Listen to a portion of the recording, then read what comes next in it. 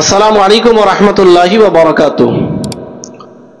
তাজিয়া বানানোর জন্য চাঁদা দেওয়া যাবে কিনা, টাকা দেওয়া যাবে কিনা, যে ওই টাকা দিয়ে তাজিয়া বানাবে।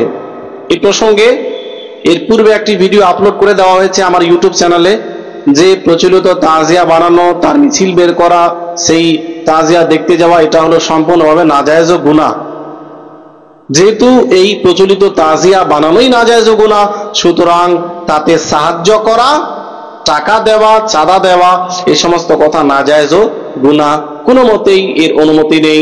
সুতরাং এই তাজিয়া বানানোর জন্য আপনি টাকা দিতে পারবেন না, এটা শরীয়তের মধ্যে হারাম।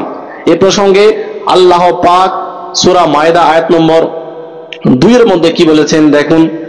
আল্লাহ পাক বলেন, ওয়ালা তাআওয়ানু আলাল ইসমি ওয়াল উদওয়ান, যে তোমরা পাপ ও সীমা লঙ্ঘনে এক অপরের সাহায্য করো না। যেটা পাপ কাজ, নাজায়েজ কাজ, হারাম কাজ, ওই হারাম কাজে কারো সাহায্য করবে না, এটা আল্লাহ পাক পবিত্র কোরআনের মধ্যে ইরশাদ করেছেন। এরপরে হযরত শাহ আব্দুল আজিজ মুহাদ্দিস দেহলভী রাহমাতুল্লাহি তাআলা আলাইহিকে প্রশ্ন করা হয় যে তাজিয়াতে সাহায্য করা কিরূপ।